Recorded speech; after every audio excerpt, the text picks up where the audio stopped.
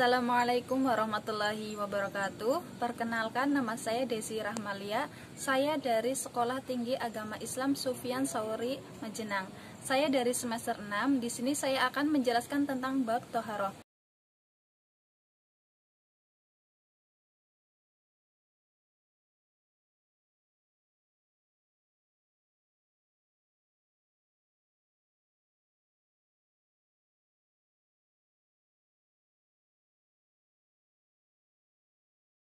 Menurut istilah, yaitu suatu kegiatan bersuci dari najis dan hadas sehingga seseorang diperbolehkan untuk beribadah yang dituntut harus dalam keadaan suci. Kegiatan bersuci dari najis itu meliputi seperti mensucikan badan, pakaian, tempat, dan lingkungan yang menjadi tempat segala aktivitas kita. Sedangkan bersuci dari hadas dapat dilakukan dengan cara berwudu. Namun jika tidak ada air bisa dengan bertayamum dan mandi. Nah, di sini ada suatu dalil yang menganjurkan supaya kita itu untuk bersuci. Dalilnya yang berbunyi, A'udzubillahi minasyaitonirrajim. Bismillahirrahmanirrahim. Innallaha yuhibbut tawwabina wa yuhibbul mutatahhirin. Yang artinya, sesungguhnya Allah menyukai orang-orang yang bertaubat dan menyukai orang-orang yang bersuci. Setelah tadi kita membahas tentang pengertian toharoh, mari saya lanjutkan, yaitu tentang pengertian najis dan hadas. Najis sendiri yaitu menurut bahasa Arab artinya kotoran. Nah, sedangkan menurut istilah yaitu suatu benda yang kotor yang mencegah sahnya untuk mengerjakan suatu ibadah yang dituntut harus dalam keadaan suci. Sedangkan hadas itu adalah suatu peristiwanya, yaitu peristiwa yang keadaan tidak suci bagi seseorang sehingga menjadikannya tidak sahnya dalam melakukan ibadah. Selanjutnya yaitu macam-macam najis dan tata cara mensucikannya.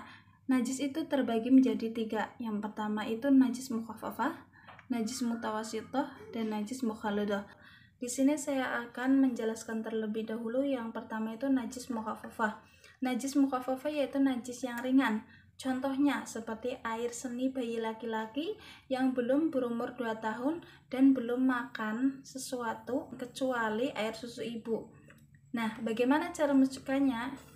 Cara mensucikannya yaitu hanya saja dengan dipercikan atau mengusapkan air yang suci pada permukaan yang terkena najis tersebut. Nah, kita lanjut untuk najis yang kedua, yaitu najis mutawasithah. Najis mutawasithah yaitu najis pertengahan atau najis yang sedang. Yang termasuk najis ini ialah bangkai binatang darat, darah, nanah, kotoran manusia dan binatang, dan air arak atau khamar. Nah, najis mutawasithah di sini yaitu terbagi menjadi 2. Yang pertama itu najis hukmiyah, yang kedua itu najis ainiyah. Najis hukmiyah yaitu najis yang suatu zatnya itu tidak terlihat atau najisnya tidak terlihat. Contohnya air kencing yang sudah kering yang terdapat dalam pakaian, dan cara mensucikannya yaitu cukup dialirkan dengan air yang mengalir dan air tersebut itu suci.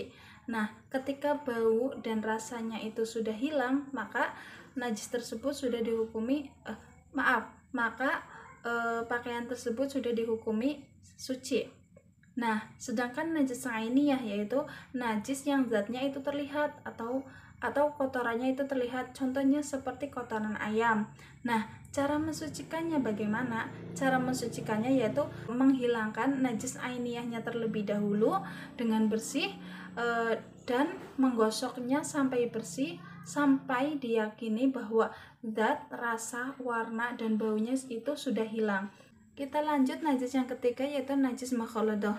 Najis mukhalladah yaitu najis yang berat. Kenapa najis ini kok dikategorikan najis yang berat? Karena najis ini tuh bersumber dari anjing dan babi.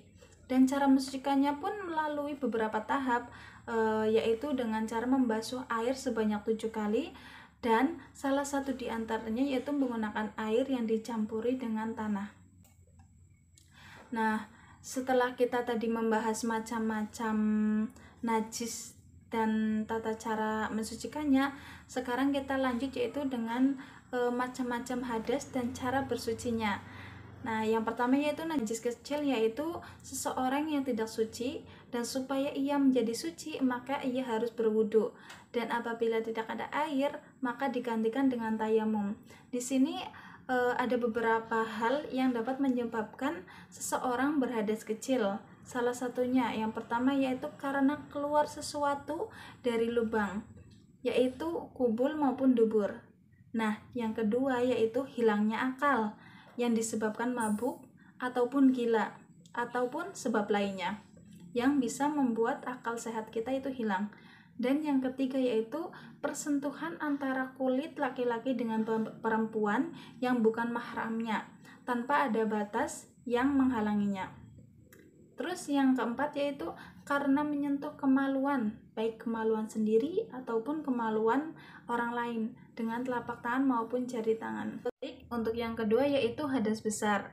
Nah, hadas besar di sini pengertiannya sama halnya dengan hadas kecil. Cuman di sini yang membedakan yaitu cara mensucikannya, cara bersucinya. Kalau di hadas besar itu cara bersucinya itu dengan mandi.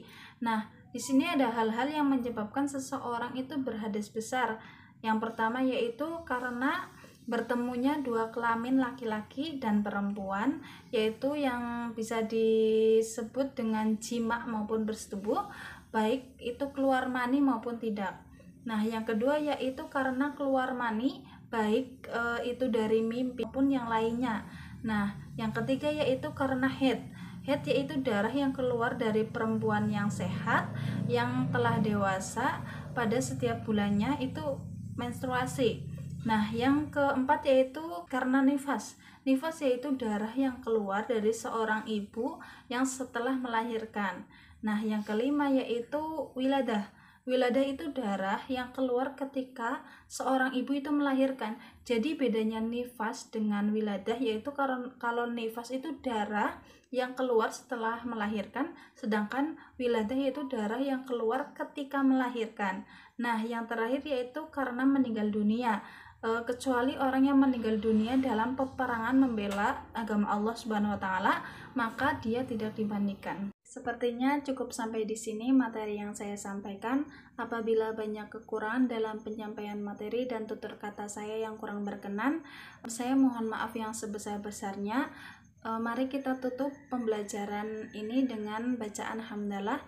Alhamdulillahirabbil alamin. Wabillahi taufiq wal hidayah. Wassalamualaikum warahmatullahi wabarakatuh.